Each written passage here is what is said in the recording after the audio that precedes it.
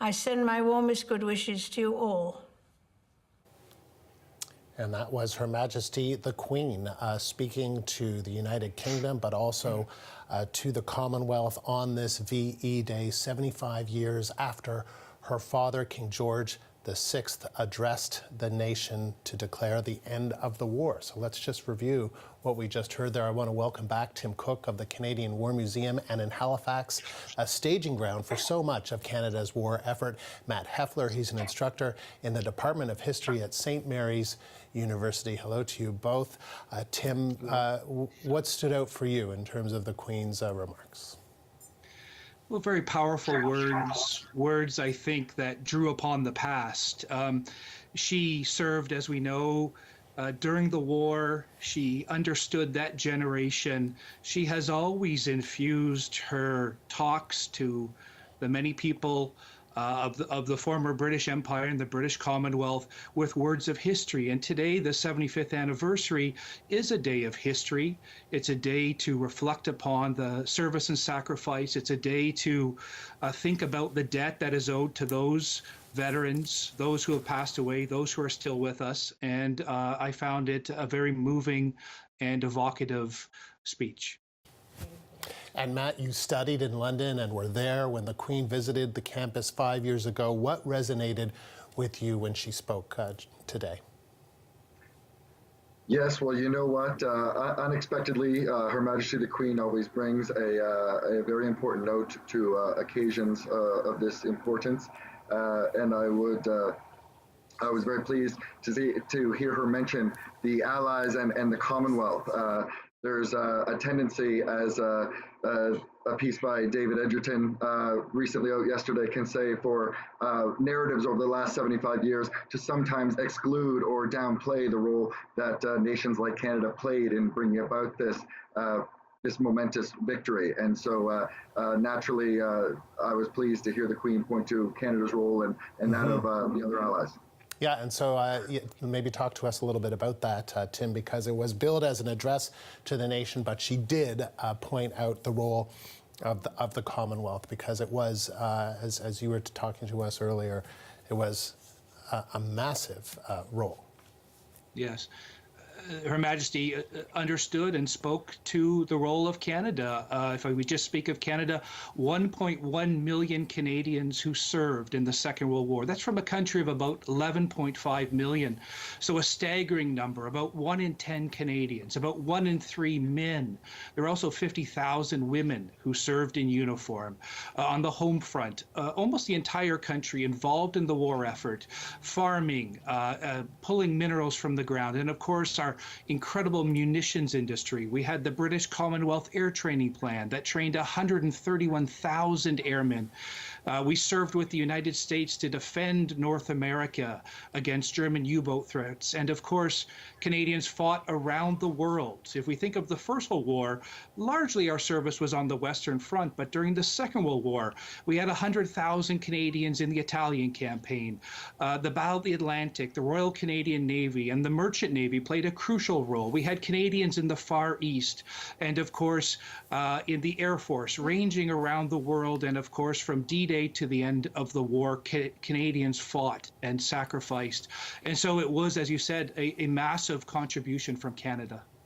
And, you know, Matt, it was interesting to hear her say, I mean, the only reference to COVID-19, she didn't say it, she didn't need to say it. I mean, she just said today may seem hard. We cannot mark the anniversary as we would wish. We are doing it from our homes. And it is these are such unusual and strange times, aren't they, for us to kind of be the victory and the 75th anniversary. We saw the D-Day anniversary from back in June, and we just saw how there was so much pomp and circumstance and solemn moments and celebration and the walking on the beach. And then today, it just feels so different.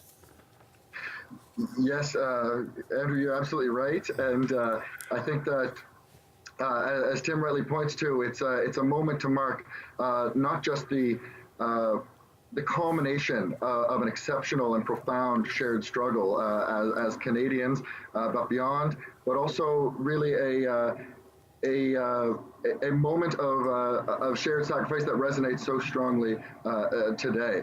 And I would only just add that it really points to a moment of internationalist sacrifice when countries were coming together in the face of daunting odds. And so I believe that Tim puts his hand on the pulse when he says that we need to remember the shared sacrifice of this moment, and which I think today we can understand more than ever when facing a global pandemic. And Tim, let's just talk about her role just briefly, because people will remember that she was, and I wanted to get the exact title, but I've forgotten it now. She was in the Women's Auxiliary, there it is, the Women's Auxiliary Territorial Service.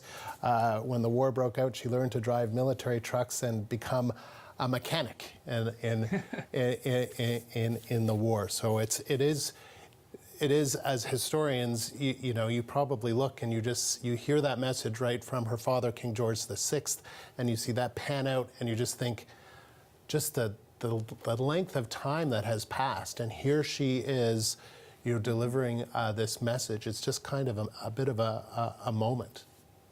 It is a moment, and I think of, as Her Majesty said, this was a total war, an unlimited war. It has been called the Great Crusade. I refer to it as the necessary war. It's a war that had to be won. And this is a generation that understood that. And I think we understand that still to this day. But the Queen, as a living symbol of so many things for Canada and the British Commonwealth of old, and but also as a veteran, isn't this something special to reflect upon 75 years later? And here we are in Canada, as I mentioned before, 1.1 million veterans who serve, but now down to 30,000.